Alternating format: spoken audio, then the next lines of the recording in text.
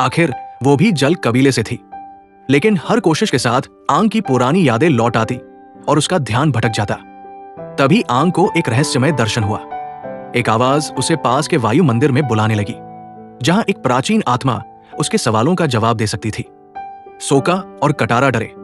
अग्नि सैनिक उनका पीछा कर रहे थे और एक छोटी सी गलती भी जानलेवा हो सकती थी। लेकिन आंग ने फैसला कर लिया था।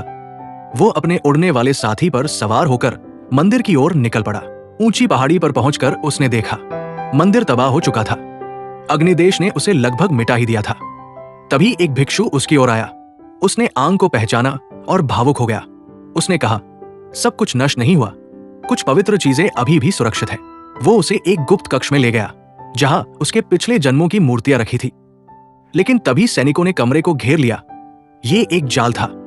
उस भिक्षु ने आंग को धोखा दिया था। सैनिकों ने आंग के हाथ पांव बांध दिए ताकि वह अपनी शक्तियों का इस्तेमाल न कर सके।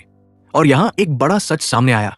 इस बार आंग को पकड़ने का आदेश राजकुमार झूको ने नहीं, बल्कि अग्निदेश के सेनापति ने दिया था।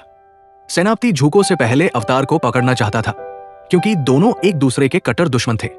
अगर झूको अवतार को राजा के सामने पेश करता तो वो उत्तराधिकारी घोषित होता और राजा बनते ही वो सेनापति को मरवा देता। इसलिए सेनापति की योजना और भी खतरनाक थी। वो खुद राजा को मारकर सिंहासन हथियाना चाहता था। तभी किले में अचानक हमला हुआ। एक नकाबपोश योद्धा सैनिकों को गिराता हुआ अंदर घुसा और आंग को आजाद करा दिया। दोनों मिलकर भागने लगे। सैनिकों ने पीछा किया।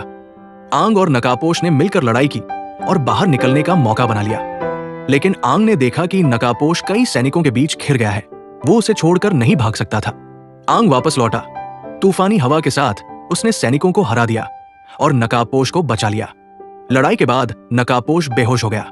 आंग ने उसका मुखौटा हटाया और हैरान रह गया। वो कोई और नहीं, राजकुमार झूको था, जिसने उसे इसलिए बचाया था ताकि वो खुद उसे पकड़कर अपने पिता के सामने ले जा सके। आंग ने झूको को एक सुरक्षित जगह छोड़ा और वहां से निकल गया। कुछ दिनों बाद राजकुमार झूको अपने युद्धपोत पर लौटा, जहां उसके चाचा उसका इंतजार कर रहे थे। लेकिन दूसरी तरफ अग्निदेश के सेनापति को सच पता चल चुका था। उसे मालूम हो गया कि आंग को छुड़ाने वाला झूको ही था। वो तुरंत राजा के पास गया। राजा ने आदेश दिया, अवतार को किसी भी कीमत पर पकड़ो, लेकिन राजकुमार को कोई नुकसान नहीं होना चाहिए। उसी रात झूको अपने कमरे में सोने गया और अचानक वहां गैस विस्फोट हो गया।